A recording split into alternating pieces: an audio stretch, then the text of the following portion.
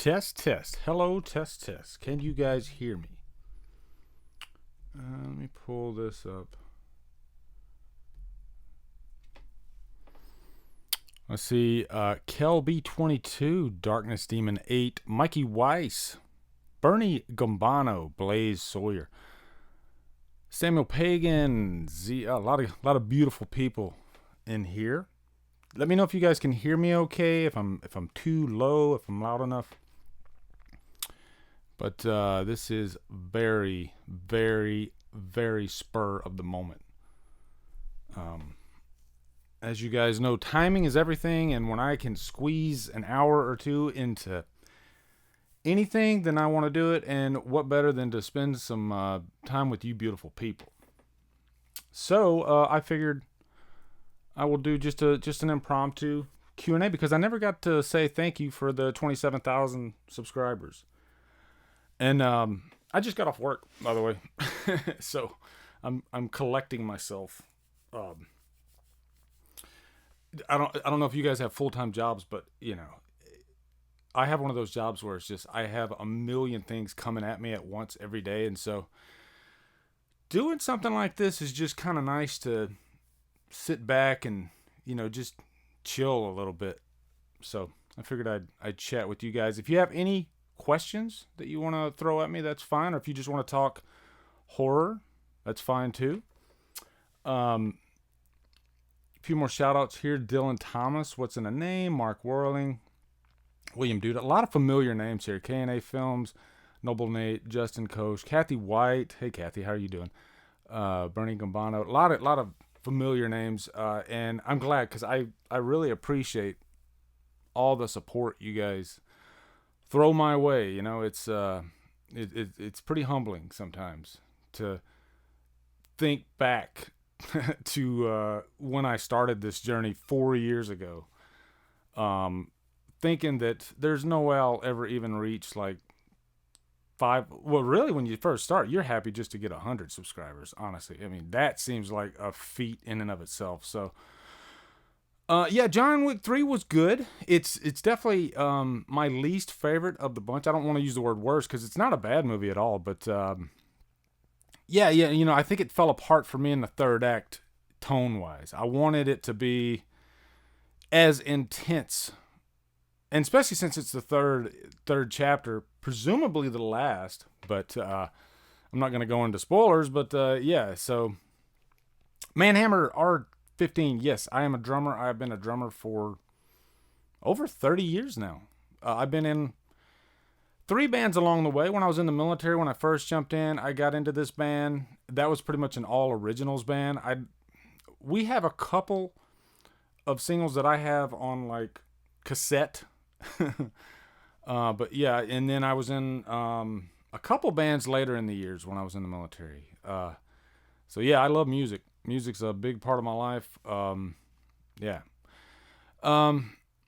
Where's the Tool video? I've released I released a Tool video specifically about going to the Tool concert, and I released an update on the new album. So there's 2 Tool videos in there over the last week. Ex-hockey fan. Amber Bardos, Paul McNarley, Lisa Helsley. Man, look at all you great people. Mikey Weiss, what's up, brother? Lee, you inspired me to order the equipment to start my own fitness-related channel. I know you procrastinated for a while, so you definitely inspired me. Yeah, man, I procrastinated for at least a good 6 months when I first got into YouTube. I made my channel in the summer of 2014 thinking, yeah, I'm going to jump in there and I'm going to make videos every week and it's going to be awesome. And then I recorded my first video and I realized how scary it was. And I didn't do it again for at least 6 months. That's how petrified I was. Now, some of you might love getting in front of a camera and love public speaking and all that stuff, but it's something that I always struggled with my whole life. So really, this whole YouTube experience, it's been kind of therapeutic for me. It's kind of cool to be able to I can like jump in front of a camera, and this is not bragging, this is just from doing 1,000 videos. I can jump in front of a camera right now and just start talking about anything stupid, you know, and you will be too. So Mikey, I definitely recommend you do it, man. Just dive right in. It's been a very very cool journey. Rohit Khanna. Hey Lee, congrats on 27,000 subs. Have you seen the new movie Brightburn? I don't think that's come out yet, Rohit. I think that comes out in a couple weeks. What's up, Cody Leach, my brother, man? How you doing? Me and Cody spent the whole day together at Rockville. Not last weekend, but the weekend before that. And I spent the day with him and his father, and we just had a blast. We were headbanging all day. It was cool. It was such a cool experience, and it's so much fun that we definitely want to do it again. We're gonna plan like annually to meet up to go to Rockville. So it was a blast. Here's a question. Let's see. Skunk Ape, what do you think about John Carpenter being interested in directing another movie? I saw something about that the other day. He said he wouldn't mind doing something low budget, something small, and that got me really excited. I would love if Carpenter churned out a couple more movies, because he's up there in age. So before he retires, I'd like him to do the score too would be amazing. So yeah, it would be so awesome if we got a Carpenter movie that was in the vein of what he did in like the 70s and 80s. That would be awesome. Let me see. Are you? Now I'm just kind of randomly going through these questions. Are you excited for Ma movie new franchise from Blumhouse? I'm not familiar with that. Ma movie? Help me out here. I don't think I've heard about that one. John Carpenter said he'd also like to score a video game. Yeah, that'd be cool. That'd definitely be cool. Michael Pavone, how are you doing, man? Michael, I ran into him at Spooky Empire a couple times actually, and we chatted about horror for a good while. And as a matter of fact, he gave me a VHS here it is. Yeah, Michael gave me that, which is awesome. Boogeyman, the Killer compilation. So looking forward to watching that one. I got a stack of movies about that high, and I'm looking forward to getting to all of them. But it can be overwhelming sometimes. And then I get the messages saying, "Hey, when's this review going to be out? When's this review going to be out?" And it's tough because I'm just one man, and to get all the reviews out that I want to get out, it's a challenge. And there's so many movies I still want to watch. So one at a time, but I always want to put out a good product. I don't want to rush reviews. So Drumdums, did you heard about Stallone 1993 film Cliffhanger is getting a remake with a female lead instead of a male lead? I think I saw something about that the other day too. Matter of fact, it was on Stallone's Instagram. He posted a picture from the set. You know what? I'm cool with it as long as it's a good story. It's good, got good directing. All the checks are, all the boxes are checked, all that. But I'll welcome it. Let's see. Let me go down here. Here's a question, Mark Warling. The Friday the 13th remake in 2009. Do you think that it is a good film? One of the best Friday the 13th? No. It could be a good film, but for me, characters are so important in movies. And I had a problem with a few of the characters. Not all of the characters, actually. There's just, of course, Trent and a couple of the stock characters in there that I had an issue with. But overall, it's kind of grown on me a little bit. I've come around to it a bit. And I like the Friday the 13th remake. I had a good time with it last time. It does have some greatness, too, especially the cinematography, especially Derek Mears playing Jason. Definitely one of the best Jasons. So I'm hoping I'm not losing you guys. I'm seeing my screen. Let me refresh, and let me go get my battery too, because I don't want to lose you guys. So I'll be right back.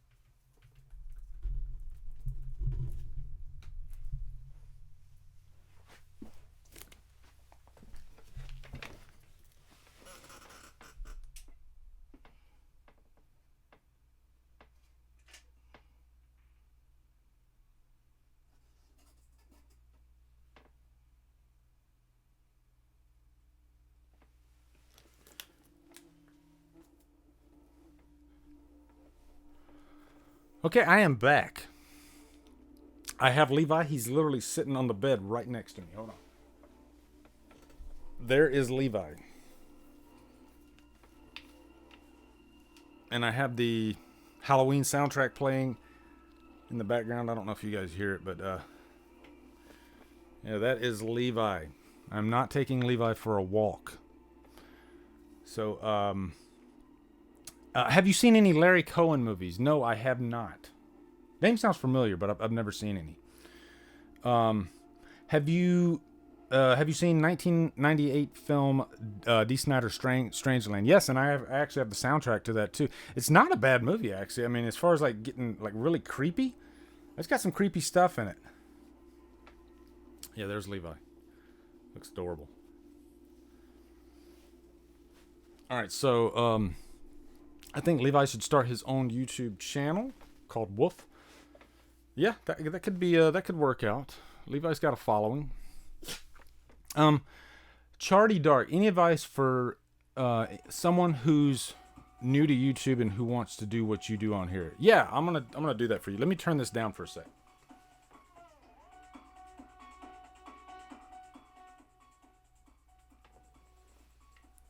Okay, the question he asked about starting a YouTube channel.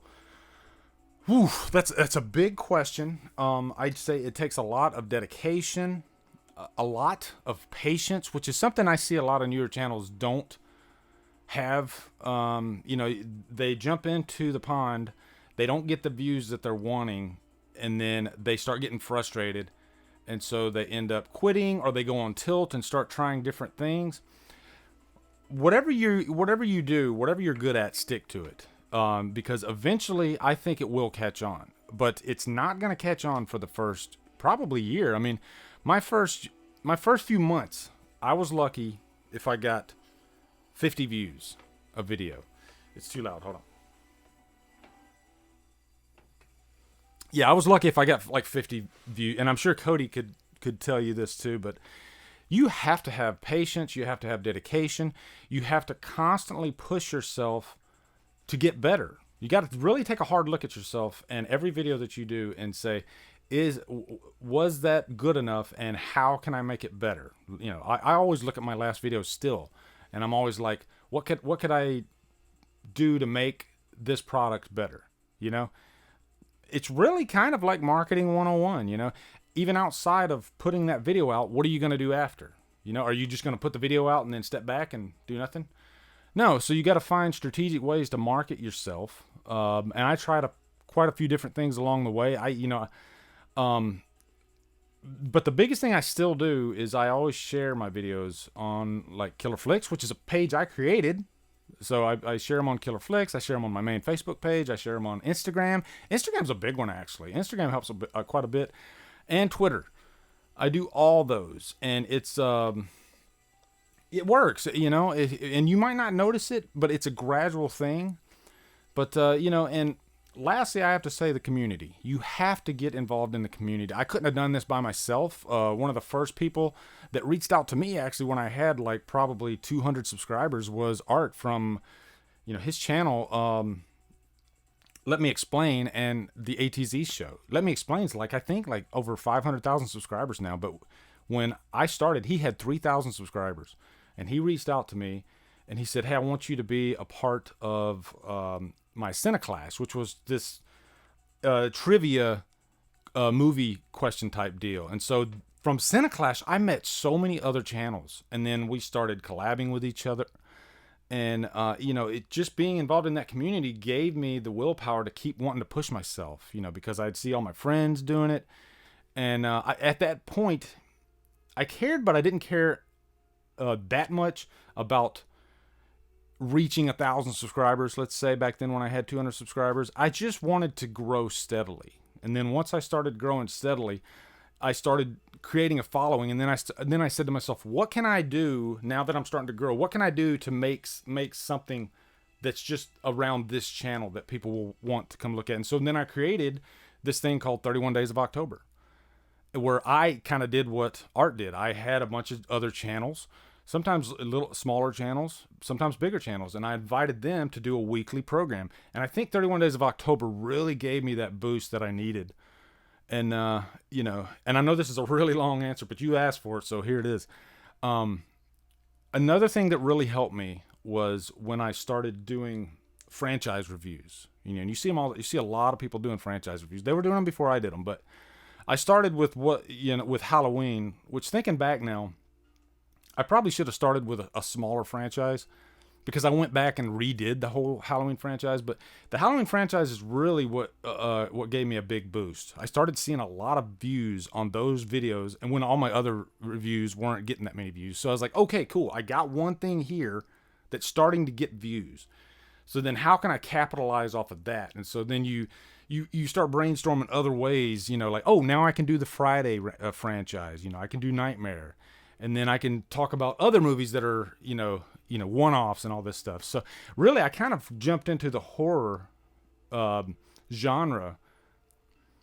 I don't want to say by accident, because horror's always been where my heart is, but I didn't realize how important picking a genre was when I started YouTube. You know, I thought I could just do new release movies like Chris Stuckman and Jeremy Johns. I could do that every week, and I'm going to be famous. It's going to be great.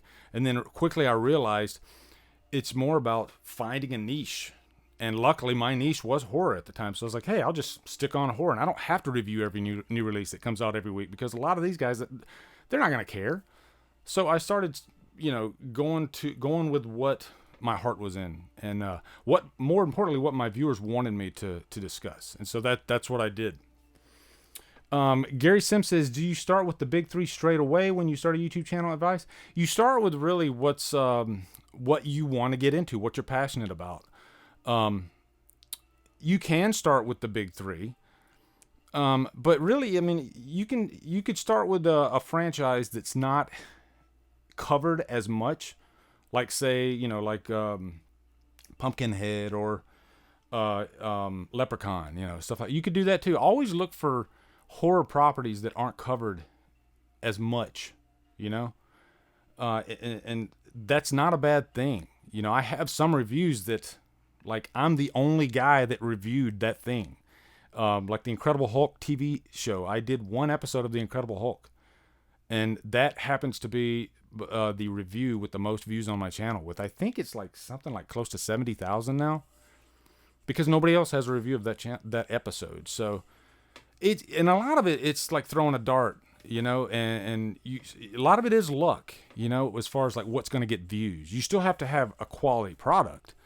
You know, I don't mean luck by you can put out a shit product and then you're going to get views. No, what I mean by luck is you could put your heart into, say, a Batman review. You know, I spent a week on this video and it could get no views.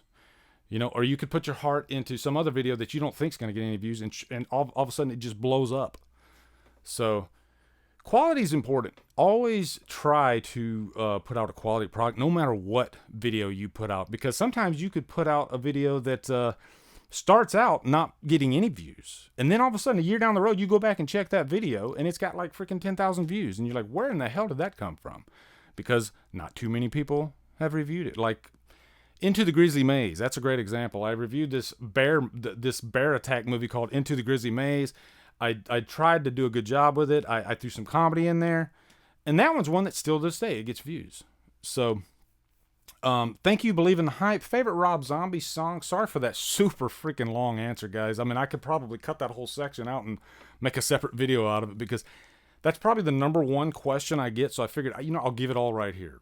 You know, you wanna start a YouTube channel, take this crazy random ass answer that I gave you and try to pull out what you can from it, because I know it's a lot, but it's an algorithm, and it's not an easy answer to give. You know, you might do everything I just told you and still not get that many subscribers. It's a strange thing.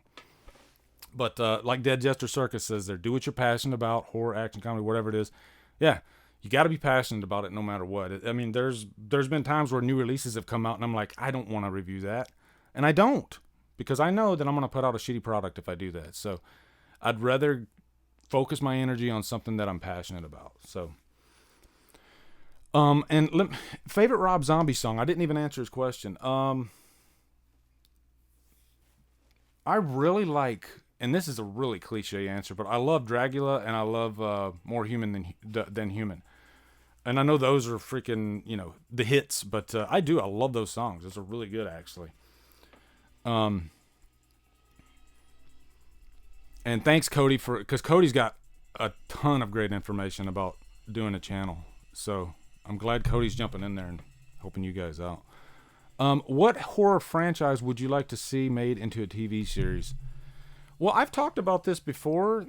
If they do a TV series, like, say, for the Halloween franchise, I think I would like them to maybe grab a couple of aspects from some of the movies, like say Reverend Sayer in Halloween 4, and maybe do a television show around that evil that Reverend Sayer was hunting, and maybe sprinkle some of that Michael Myers lore in the TV series. Don't necessarily make the series about Michael Myers, or if you did that, kind of maybe do what they did with Bates Motel and tell about Myers when he was a child, and maybe that year before he actually did what he did. So something like that, like a Haddonfield TV series could be fun.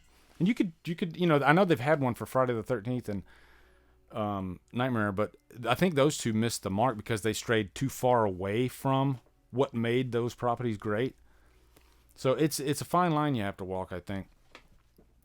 Dead Jester Circus, more movie clips, less ugly face. Yeah, I got a freaking troll comment. Oh, and that's another thing. Be ready for troll comments, because once you start getting those, you're getting somewhere. Because I got one today, and this guy was like, I'm sick of looking at your ugly face. Show more clips. And it was on my over the top review. And I told him, like, your mother didn't seem to mind, which was a low blow, but oh well, fuck him. Michael Bavone says, Lee, did you see that Spooky Empire is being held in Tampa this October instead of... Yes. I remember I think they announced that too when we were there, that it was going to be in Tampa. And I know Bruce Campbell just got announced. So that's cool. I've never met Bruce Campbell, so that'd be kind of badass to meet him. What are your thoughts on Bates Motel? Anos Eric, or Akos Eric, sorry about that. That is one of the most underrated television shows out there, and I think one of the reasons why it didn't catch on like it should have, well, I guess it did kind of catch on. It is a popular show, but those first couple of seasons aren't as good as the last couple of seasons, which are some of the best seasons of TV I've ever seen.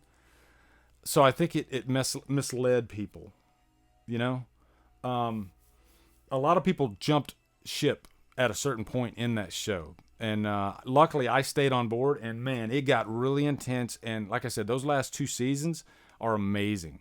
So yeah, definitely jump on Bates Motel if you haven't seen it. Lori Hackney says, I hate when channels up and change what they're doing out of the blue. Started watching a channel back in 2009, and they decided this year to turn into a fashion blogger. Yeah, I see that too sometimes, and I don't think I've ever seen it work. I don't think I've ever seen somebody jump ship and focus on a completely different channel type or niche and it work. It probably has happened, but I've never seen it. So just to expound off of that, you can jump out and try different things, but you still have to stay in your little niche. Like I still stay in horror, but I tried different types of videos where, like, Drumdums watches when I'm just carrying the camera in front of the TV and I'm just talking about the scene that's happening, some of the scenes, kind of like a commentary, but I'm not doing the full movie. So, and then my Drumdums drives, or I do, I'm always trying to push myself to try different things, but sometimes they work, sometimes they don't. But, I think I really think things over before I dive in. And so I think a lot of the things I have tried have been kind of successful, but if they don't, I leave that and I move on to something else.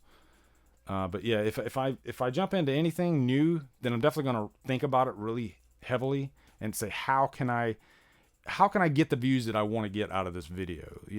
I think one example is, like, when I do those horror pack videos, I don't like to just put out a horror pack video, just open, here's 4 Blu-rays. To me, that's kind of boring. So how can I throw a horror pack in with a different type of video to make it kind of interesting? So, and so I mix it up with an unbox, or I could even mix it up with a D drive, like I've done that before, my Drumdums drive. always trying different things, but stay inside your niche. I don't want to go showing you how to cook, cheeseburgers. I don't think that's going to do that well. Now, if I could show you how to cook cheeseburgers and wrap it around a Halloween ranking, then maybe I could do something like that. But I think you get what I'm saying, though. I don't think I've ever seen it work where somebody just completely created a completely different type of channel off of the existing channel. Now, what you could do is create a separate channel and try that out. And my passion might not be just horror. My passion might be something else. So if I jump over to, say like motorcycle riding or something like that, I want to do a channel based around that, or fitness. Don't do it in your existing channel.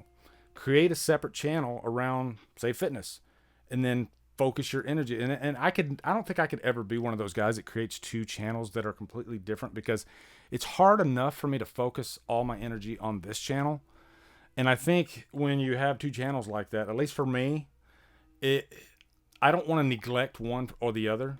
And I think it would drive me crazy. So I know some people can do it, and they're great at it. Like Art is a great example. He has the Let Me Explain, and he has the ATZ show, and he does a great job with both those. But if you look at Let Me Explain, it's really taken off. Whereas ATZ show, last time I checked, it's still around the same. So you can tell Art's kind of focused his energy on one more than the other. And that's great that it's working out for him, but I just don't have the willpower to do that. Are you excited for Godzilla King of the Monsters? Hell yeah. I kind of like the last Godzilla. It had problems, I think, but overall, I think it was, it's a big monster movie, and you do have those scenes where Godzilla is just this massive creature coming out of water, and that brings out the 6-year-old kid in me. So I'm looking forward to the next one. I'm going to rewatch Godzilla, the last one, before I jump into this one.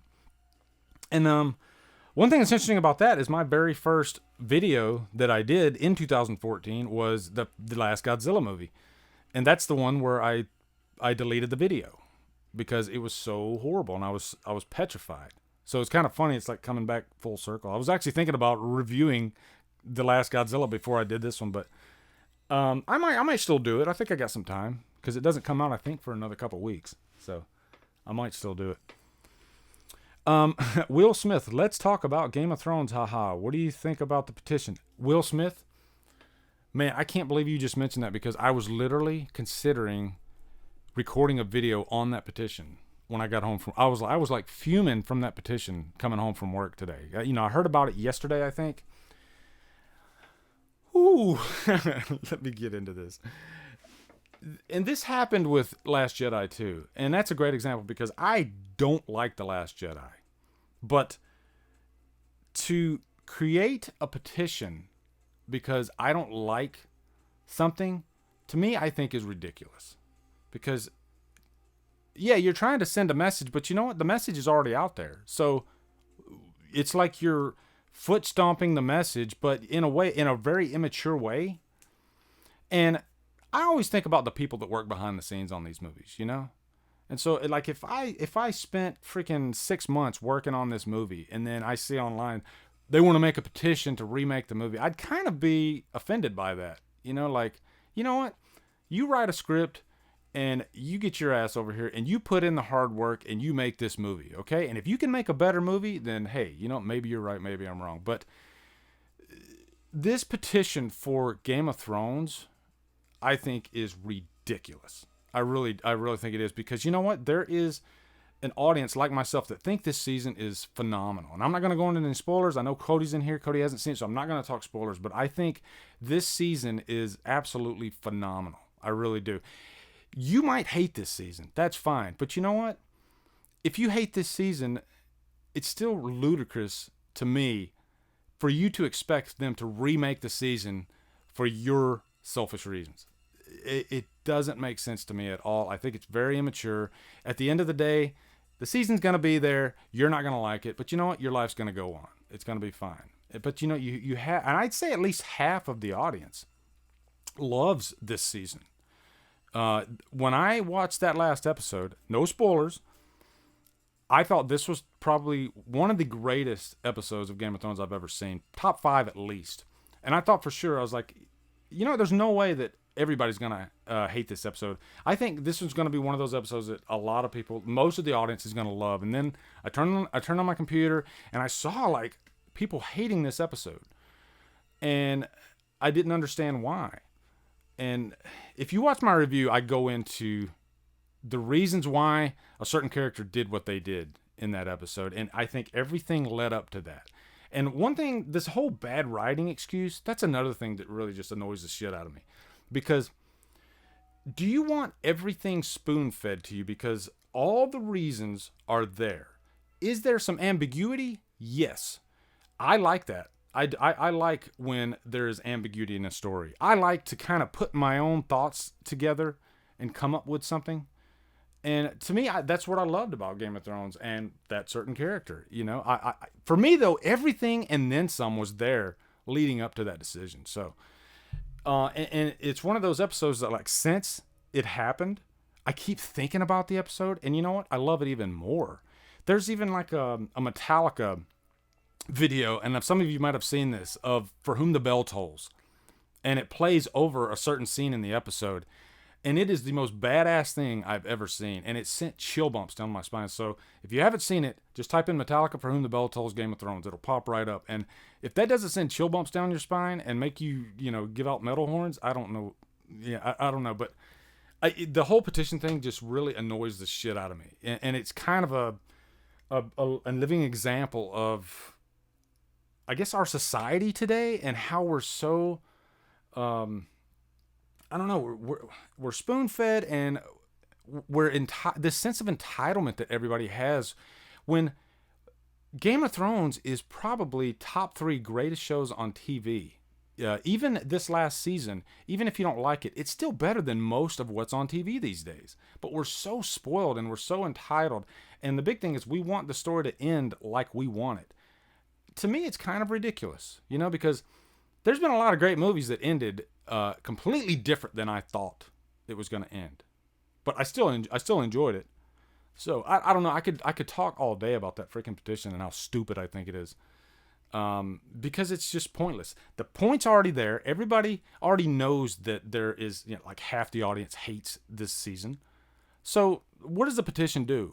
They're not going to do it. They're not going to remake it. So all it does is kind of just laugh in the face of all these people that work so hard on this season. And I think that's kind of rude. I do. I think it's kind of rude. So that's just my opinion, though. One man's opinion. So, the Ender Hayden says, have you seen the new Slipknot song Unsainted? Yeah, I saw the video the other day. It's okay. Now, I'm a Slipknot fan. I'm not a Slipknot fanatic. They're one of those bands, like every album they put out, there's a few songs that I love. The Negative One was a fantastic song. I know they revealed some new masks, which are pretty cool. I saw them in concert at Rockville, actually, a couple years ago. They were amazing. If you want to see a great live band, definitely see Slipknot. They put on a damn good show. So, yeah, I loved it. But the song itself, I think it's good. It's okay. It sounds like a Slipknot song. So, yeah. I'll probably get the new album, though. Probably, for sure, I'll get the new album. Rushy says, will there be a Psycho 4 review this year? Yeah, I've gotten to get a lot of people asking me about Psycho 4. I need to rewatch it, but once I rewatch it, I'll definitely put that out. And that way I can close off the Psycho reviews, because I reviewed the first 3, and I don't know why I didn't get the 4th one out there, but it happens sometimes. Sometimes, it's just like me and Cody are doing the Phantasm reviews, and I really need to get on that next Phantasm movie so we can do that. And then I'm doing Dawn of the Dead, the original Dawn of the Dead. That's one that I got to get out. So as a matter of fact, I was editing my Hills Have Eyes, the remake review. That's kind of why I put Hills Have Eyes as a background here, and plus for time. I just needed a quick thumbnail. But yeah, I'm doing the actual remake. I'm editing that right now, so hopefully I can get that out this weekend. And I got to record John Wick 3. I got to record that hopefully tonight. I'm going to get that recorded for you guys. Kyle Winfrey, gotta go. Peace out. Watching your mail sent Monster Quad. Thanks, Kyle. I appreciate that, man. Hell yeah, that's awesome. Johnny Utah, love that name. Favorite Clint Eastwood movie?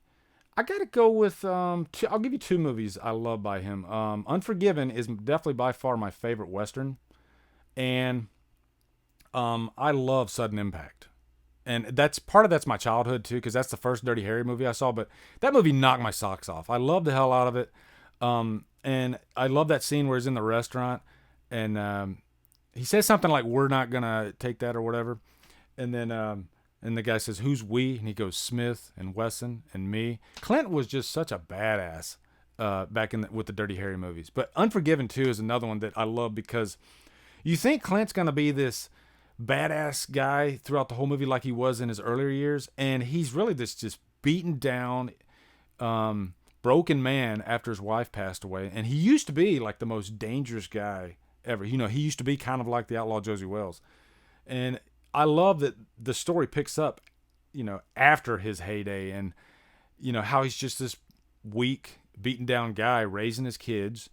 And then he just wants to, there's this girl, this prostitute that gets her face cut, and so he has to go and he's basically going for the money. But then he starts, once he drinks, then the old person comes out. William Money was his name, but then the old William Money comes out, and that scene at the end is so good in Unforgiven. So if you haven't seen Unforgiven, definitely check it out. Thank you, Slasher in Suits, appreciate it, brother. Let's see. Are you happy with Chucky's new look from trailer 3? I don't think I've seen the third trailer. I saw that like behind the scenes type thing today.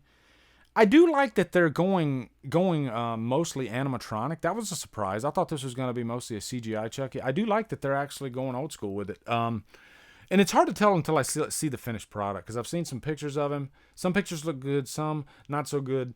But overall, everything outside of Chucky looks great in this movie, actually. I love the tone of it. I love how dark it looks. I love that Aubrey Plaza's in it. I'm a big fan of hers.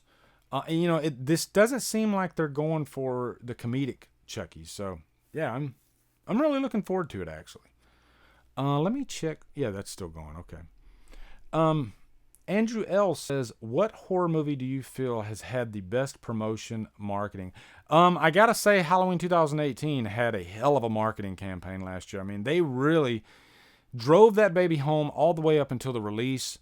And it worked because they had, they made a buttload. The movie made like almost $80 million its opening weekend, which far eclipsed any other Halloween movie opening weekend. I mean, in the first weekend, it made more than the full theatrical runs of most of the Halloween movies. Yeah, so that's definitely my answer on that one. Adeline's Horror World, thank you, man. I appreciate that. Tom says, Lee, would you have you read World War Hulk? It's an awesome Hulk comic. I've heard it's great. I'm not a comic reader, but that is one that I constantly hear about. And I've heard that they at one time they were thinking about doing a movie trilogy, I guess, under World War Hulk, which never happened. Many of you know Hulk is my favorite superhero. I love the guy to death, and I hate what they did to him in Endgame. Endgame was a beautifully done movie. Everything else around the Hulk I think is amazing. It's a perfectly fitting send-off, but the Hulk fanatic in me was really just freaking punched in the gut with how they handled that. When are we going to get an amended 31 on 31st with your post-honeymoon 2008 thoughts? I don't know if I'll do another 31 on 31 video, but I'm definitely going to do a Halloween 2018 revisited, Cody, because I got a lot of different things to say about the movie. There's still some greatness in there that I love, but I'm kind of, and goddamn, I hate to say this, but I'm kind of leaning towards Cody on a lot of the things he didn't like about the movie. Now, some of the things he didn't like, I still liked, I guess. I think, if I don't want to quote Cody, but I think he hated Sartain. Funny enough, Sartain's still the one thing that I loved about the movie. I think they could have went further with the character. It would have been nice if they didn't kill him, because they could have explored him even further. But I think the idea of Sartain is irresistible, actually. He's kind of like the anti-Loomis. And, that was something new to me in a Halloween movie that I found very interesting. So, but I do have some problems that didn't stick out as much when I first saw the movie. So I'm definitely looking forward to revisiting it. I want to give it another fresh watch. This will be like my 5th watch of the movie, but I want to give it another watch. And then I'll definitely put out a revisited for that. Jason Wiley, what do you think of Joe Dante and his early work? Now I know Joe Dante did The Howling, which is fantastic. One of the greatest werewolf movies out there. He's one of those directors. He's had some hits and some misses along the way, but yeah, I mean, he's a good director. He's a really good director. I think he did one of the Volcano movies too, didn't he? He did like did he do like Dante's Peak or something like that? I can't remember. He's not like my favorite director, so I don't know his full catalog, but I know he's one that's done some great stuff. Didn't he do one of the Jurassic Parks too? I think like the third one. Halloween 4 with Loomis crying is still the definitive finale for the series for me. Yeah, that's an amazing scene, man. I talk about chill bumps rushing through my whole body seeing that in the theater. Just wow. Amazing. The Ender Hayden, do you like Marilyn Manson's music, and what are your favorite albums of his, old and modern? Definitely Antichrist Superstar. That album, I think, is like, if you like must own 90s and 2000 early 2000s albums. If you're like a metalhead, Antichrist Superstar is phenomenal, start to finish. That is easily the answer for that. I don't think, and all his other albums are okay, but man, that one's just, he was rock solid with Antichrist Superstar. That's my favorite. And yeah, I do like a lot of his music. That album though is perfection. Let me see what else we got here. Samuel, I have not gotten to The Ugly yet. It's definitely in my list. I apologize, but I will get to it. And I've said this in the past. I don't want to jump into anything until I'm completely there, because I don't want to force a review. I'd hate to give my audience a bad product. So yeah, but eventually, because a few people have asked me about The Ugly too, so I'm sure it's great. I got to get the time to watch it, but I will get there. For the love of Jolene, Dolly Parton in a horror movie, which series would you put her in? Texas Chainsaw Massacre, obviously. She would fit right in with that. Let me see what else I got here. Gremlins, yeah, that's right. He did do Gremlins. Gremlins, The Burbs, Matinee, and Inner Space. I didn't realize he did Inner Space. That's a good movie, actually. I think that one's underrated. And I think, wasn't Spielberg involved in that one too? Do you like The Descending or Invincible more? Those are the two new Tool songs. Now, I'll reserve judgment until I've heard the studio versions of those, because I think the live, everybody holding up their cell phone versions, it's hard for me to really judge because they're really bad sounding to me. But from what I heard, The Invincible, I think, is an amazing song. It's one of those songs, every time I hear it more and more, it's just wow. But both songs are amazing. But I think The Invincible has a slight edge. Beth S., how are you doing? Beth is such a good friend. Just a beautiful person inside and out. Let me see. Let me go up here. Hey, Lee, what about a video on 80s action movies and their influence on modern films? Yeah, one of my reviews that I'm planning actually coming up is First Blood. First Blood's one of my favorite action movies. I think it has that perfect blend of action, but also drama. And I think Stallone has a very underrated performance in that movie, especially at the end when he breaks down. It's a great, study of what it's like, somebody coming home from Vietnam. Great stuff though. I love First Blood. So good. Warner Rackle, thank you very much for the super chat. Your honesty and genuine positive attitude make your channel an easy watch. Cheers. Thank you so much. I appreciate that. Let's see. Let me look for another one. Haley, are you watching The Last Drive-In tonight? The Last Drive-In. No, I don't think so. Is that now? You have to fill me in on what The Last Drive-In is. That's not the Joe Bob Briggs thing, is it? I never jumped on the Joe Bob Briggs train. I know a lot of horror fans love him. It's just one of those things I never really took the time to jump on. So, Dreads Death Central says, "Whoa, congrats, 27,000, incredible, well deserved." Thank you so much. I appreciate that. Suzette, how are you doing? Nice to see you in here. Metal songs about monsters horror that you dig. I'm sure Rob Zombie has a few that are about monsters. I mean, that's pretty much your go-to answer when you're talking about metal songs with monsters and stuff. Now, there's a group called Breakdown of Sanity. They're a hardcore group, and they have a song called, I think it's called Behind the Mask. Look that one up, but that one's really good, actually. If you like hardcore music, that's a badass tune. Like, I thought about doing a drum cover of it at one time because it fits perfectly with like the Halloween. You know, if you use like Halloween clips with that song, it'd be pretty badass, actually. Covered by a Mask. That's the name of the song, actually. Check that one out. Breakdown of Sanity. All right, let's see what else we got here. Thoughts on Brightburn? I have not seen Brightburn. Like I said, I don't think it comes out until the end of the month. So unless it came out overseas early, I'm not sure. Juno 2000, have you seen The Fly 2? Absolutely, with Eric Stoltz. Yeah, I remember liking that one a lot, actually. You know, I think the thing that hurt it was it was way too much like the first one, and so it was kind of it was just too much like it. So I think people just kind of forgot about it. It didn't really branch out and explore new territory as much. But as a movie itself, it's still really good, actually. You got some great acting there, great special effects. I mean, all that stuff.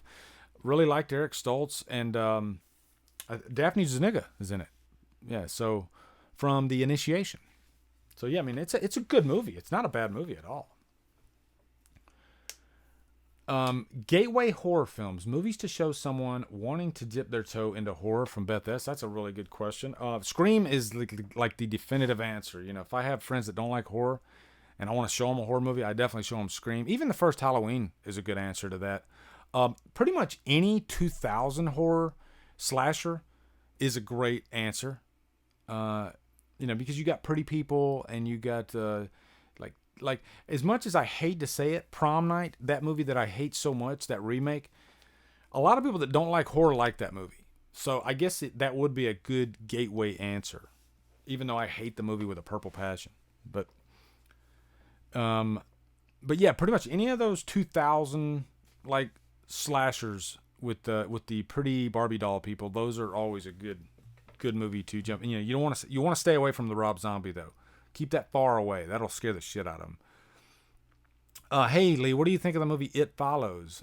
See it a lot of Halloween in that film. Yeah, man, I've reviewed it twice. I just did a full 20-minute revisited special on it, and after you watch that, you'll know I love that movie to death. It's probably one of my favorite movies of the past decade. Definitely check out that video though, man. 20 minutes of me just freaking gushing over it. Grizzly born 66. Lee, love your stuff, man. I watch as many videos as I can. Thank you so much. I appreciate that. Big shout out to Colton Heartbreaker. He watches a lot of my videos, and it's awesome that you comment on so many of my videos and watch. Spend a lot of your time in your day watching my videos. That just floors me. Like, why in the hell would anybody want to watch my videos for that long? It's cool. So, thank you. What is the worst Rob Zombie film? I was actually going to watch Lords of Salem. I was going to try to watch it again for Dylan because we're doing Dylan's thing on Sunday. And because I couldn't get through the movie. And but it's one of those movies that I do hear people speak highly of. So I wanted to give it another chance. It is a very beautiful looking movie. I think Zombie was pretty ambitious visually with it, but it's just one of those movies that I just couldn't get into it. You had and I do love good witchcraft movies, but I think he kind of missed the mark with it. But it's hard for me to tell because I haven't finished it yet, and I wanted to finish that one. But right now, that's probably my answer. I didn't really care for 31 either. 31 is another. It had some great ideas. Visually, it looked so interesting. I was excited about it when I first heard about it. Richard Brake was great in it. That intro was interesting. And then I hated the villains in the movie at a point. I liked Sherry Moon Zombie and Jeff Daniel Phillips, but you got to give me some good villains there, and I just found them annoying. So it had a lot of that Rob Zombie-ish, the bad Rob Zombie thing. And some people like all of Rob Zombie, but Dylan was a massive Rob Zombie fan, so we're gonna be talking a lot about Rob Zombie on Sunday. Um, yeah, Zombie's attempt at artsy horror didn't really work. Yeah, I kind of agree. You know, I think that is his best directing. But as far as story goes, he just needs somebody to write a script for him. You know, Cody said this a lot. He needs somebody to write a script for him. But I'm really looking forward to Three from Hell, actually, because I love House of Thousand Corpses and I love Devil's Rejects. So I'm hoping that this one is great, like those two. Dana Decker says, I can't wait till you hit 50,000. You deserve it so much. I don't miss a video you post, and I just want everyone to be able to enjoy it like I do. I look forward to your videos so much. Thank you so much, Dana. That is the nicest comment. I really appreciate that. And, you know, 50,000 still look, you know, it feels like an unachievable goal, but, you know, all I can do is do the best I can every day, and hopefully I get there. So I don't want to jinx it. Tyshawn, what's up, brother? How you doing, man? He asked, have I read any of the Halloween comic books? Man, I'm so embarrassed to say this. I haven't even gotten a chance to yet. Like I said, I've been so freaking busy. And my daughter is getting married in August. And so that's taken up a lot of my time. And it's just, damn. It's just so much stuff is going on. So I haven't had a chance to read any comic books. So, you know, every block of time I get, every hour I get, like this particular hour right here, is like, oh, I'll go do a Q&A. You know, I'll take advantage of this time that I get. Because another thing about YouTube too is you want to be able to put out content. You know, so you got to find that time to put out content. So I could edit my Hills Have Eyes review and get that out in 3 days, or I could go ahead and put out this little nice Q&A for you guys. So that's why I did that. Beth S says, what movie do you put on when you want to get in a better mood? I have an answer for that. Easy. Better Off Dead with John Cusack. That movie puts me in the greatest mood ever. And it's ironic, too, that the movie was, the guy who wrote it, he was suicidal at the time that he wrote it. And so he kind of, I don't know if he planned for it to be a comedy when he first started writing it, but yeah, he ended up writing one of the funniest movies. And if you watch it, there are a couple, you know, it's about a guy who's wanting to kill himself because his girlfriend broke up with him. But for some reason, it's so hilarious. So it makes, that movie always puts a smile on my face. And, you know, and I think Friday the 13th, those first 4 movies, for some reason, those are like the easiest movies in the world to watch. They're really fun, and those also put a smile on my face. They make me happy.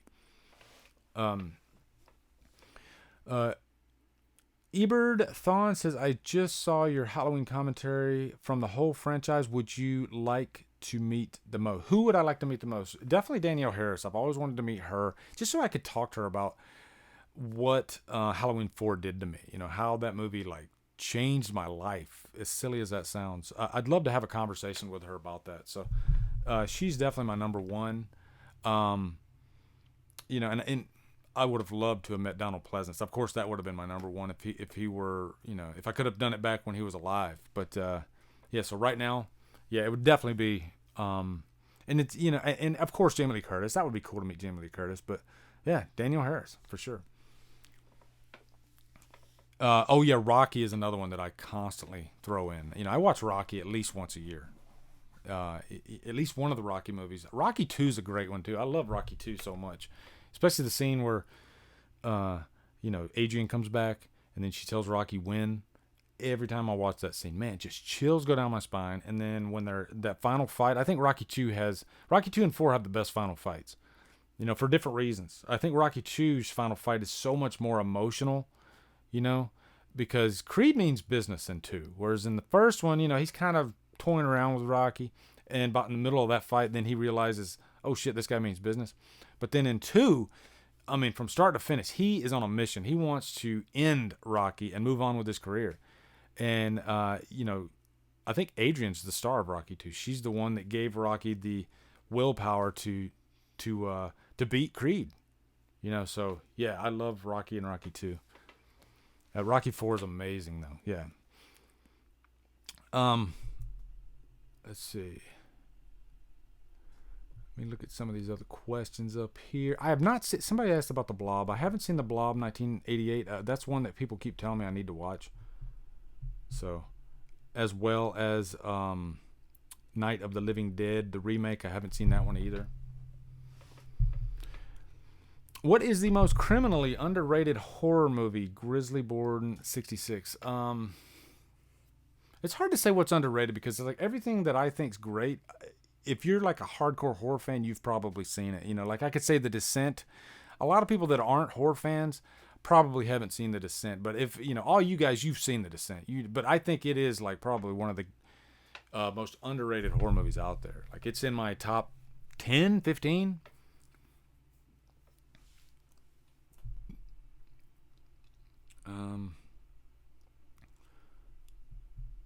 Have you seen I Spit on Your Grave remake? Yes, I have. I saw it when it first came out. It was good. It was definitely good. It's hard to compare that movie to the original because the original is one that I saw. I've seen the original a few times, and it's a tough watch. And you know, it's a movie that stands on its own as a certain type of movie, kind of like Last House on the Left. And it's an important movie, I think, in horror. And so the remake, even though they did try to go as far as they could, it doesn't feel as authentic and almost like documentary-like as the original. But it's still good, though. It's a good remake. What's funny is Joey from Nightmare 4, or Nightmare 3 and 4, I guess, is actually in that. Are you a fan of Mario's drumming in Gojira? I've never listened to any Gojira, so I'm not sure. I'm sure he's probably great. But my favorite drummer is definitely Danny Carey, Mike Portnoy from Dream Theater, and a million other bands after he left Dream Theater. Mike Portnoy and Danny Carey are the two drummers that really forced me to push myself as a drummer at one point, because, you know, when I started drumming, I was into Tommy Lee, you know, like every guy was, and I was doing the stick spins and, you know, the loud, bombastic type of drumming. And then when I started to try to get a little bit more technical, when I discovered Mike Portnoy's drumming from Dream Theater, I was just blown away. I was like, wow, that's great drumming. Neil Peart is another great example. Those drummers made me want to push myself. And, you know, and it's an art form that just gets bigger and bigger and better and better because there's so many great drummers out there now. Like if you listen to hardcore, there are some amazing drummers in hardcore music. It's insane. Thank you. CJK 1231 says, can't wait for that 16 on 16th with Scream stream ranking all the Alien, Predator, and Terminator movies. Watching them all now in prep as we speak. This idea that Cody came up with the 31 on 31, we're actually doing another 31 on 31, and it's kind of a secret right now. Right now we're keeping it a secret as to what franchises that we're going to be doing. There's been some clues that have been put out there. I think CP released a little teaser, and I think we're going to be releasing a teaser once a month for like what franchise we're doing. But yeah, we're definitely keeping that one under wraps. And then in October we're going to be doing another 31 on 31. It's going to come out. As far as like 16th on the 16th, I don't think that's actually. We were just kind of toying with that. I don't think it's actually happening, or at least not right now. But Jason from Sinister Cinema Reviews, man, what's up? Guys, definitely check out his channel if you haven't. As far as like, if you want a guy that can park the camera right in front of himself and go on for 30 minutes, an hour, with a very well thought out, educated discussion on any given horror movie, definitely check out Jason. He's a very well speaker. God damn, I sound like an idiot. He's good at what he does. He's very good at what he does. And yeah, definitely check out his channel, Sinister Cinema Reviews. He's in there in the chat. Thanks for stopping by, Jason. Beth S. says she has to head out. Just wanted to say congrats and thanks for answering some of my questions. See you Sunday. Yeah. Looking forward to Sunday. It's going to be tough though. Sunday we're going to be talking about Dylan Clancy, a good friend of mine for the past couple years, and who passed away. And we did one of these for Derek too after Derek passed away last year. And my God, that it was brutal, but it wasn't as bad as I thought it was going to be once we got into it, because we tried to make it as light as possible. And we're just going to be, it's more of a celebration. That's what we're going to do. We're going to celebrate Dylan's life, the movies that he liked. And I've been talking with his his aunt, Robin Clancy, just a beautiful woman. For what she's doing, taking care of all the arrangements, the Clancy family, you can tell that they're like Dylan. They're all very loving and just interesting people. And I've enjoyed having good conversations with her, and they're just very sweet people. And they're actually gonna do like his I guess you call it a wake at his favorite local theater. And I think Dylan wouldn't have it any other way. To have his celebration of his life at his local theater, I think is just beautiful. And so they're gonna be and I don't know if they're gonna be showing like full movies or what all they're gonna be showing, but it's gonna be a great celebration for Dylan. So I wanted to do a stream, and I told her about it, and she said she's gonna try to tune into, and we're just gonna celebrate his life. I miss him. I still miss him terribly. And there'll be a lot of times, where my day's going great and I'm staying busy. And then all of a sudden it'll just kind of hit me like a ton of bricks. I'll just be sitting down thinking about a memory that I had with Dylan. And I'll be, oh my God, yeah, he's not here anymore. You forget that loved ones are gone sometimes. And I used to do that with Derek. You'd remember these conversations that you had with these great people. And so, yeah, I miss him. I miss him terribly. So I'm looking forward to celebrating his life. Jaws remake. No, absolutely not. And you can remake any movie you want, really. I mean, you can remake Jaws. That's fine. But Jaws, to me, is too perfect. It's one of, to me, and it's silly, as silly as it sounds, it's one of the greatest movies ever made. And it's so interesting behind the scenes how many problems they had on the set of that movie, and it ended up being just perfection, which is insane to me. That doesn't happen. It's like lightning in a bottle. That's what Jaws was. The fact that they couldn't get the shark to work made it a phenomenal movie, because you never see the shark in the movie, so it made it scarier. So I can't imagine a remake of Jaws being half as good as Jaws. I mean, they can make it. I might watch it, but my God, Jaws is just perfection. JP Lovecraft, thanks, man. Paid 5 smackers to say, keep up the great work. I dig it, man. And please, as a drummer, do yourself a favor and check out Gojira. I will definitely check out Gojira, man. I'm always looking for new music. I love finding new music. My son always recommends new bands to me. Check out I Prevail. They're really good, actually. I was just listening to some of their music. Great stuff, actually. I wish I could remember. There was another band I saw at Rockville that was really great. Durant Cinema, what's up, brother? Me and Durant, we started around the same time, this guy. And you talk about one of the most likable people you could ever possibly meet. That's Dave Durant. I mean, if I could watch a movie with one person, it would be Durant, because we would just have a fucking blast. He's just the nicest kind of soul that you could ever meet. He always puts a smile on your face. He's extremely talented with his videos. And I wish I lived like right next door to him, so that way we could go out, high five each other, and then go shopping for Blu-rays.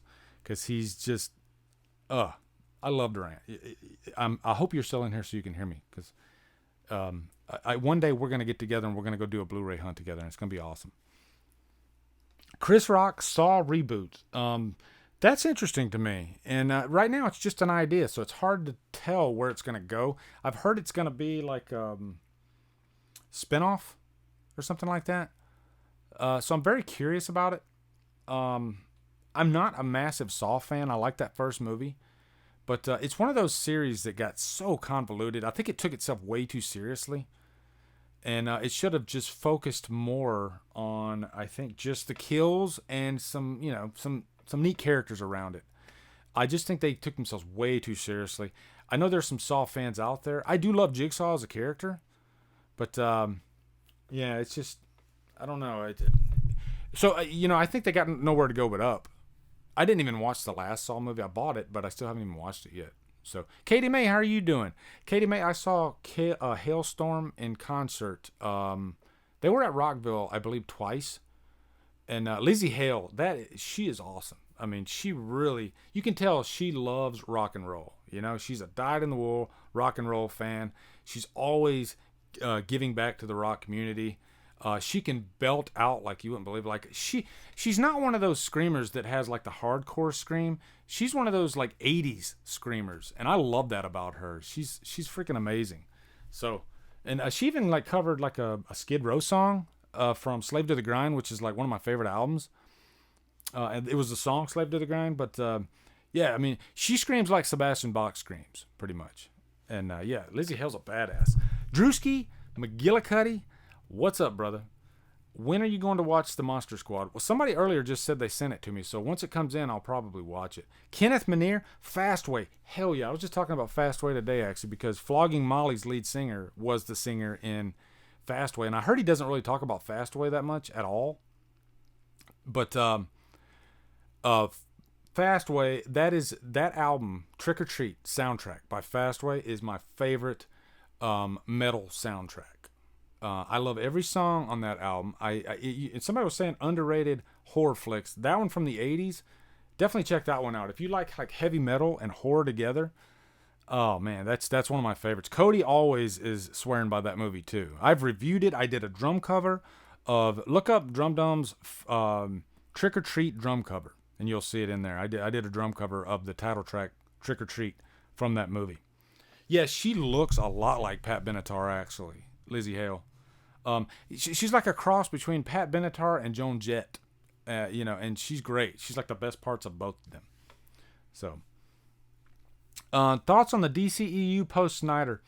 I can't really get into it as much. I don't know. I can't get passionate about it like I was Man of Steel and Batman v Superman. I was so passionate about those movies. Those two movies were like, I was sad because that everybody hated those movies. Or a lot of people hated those movies, and I was like so on board, and like I couldn't wait until what was going to come out next.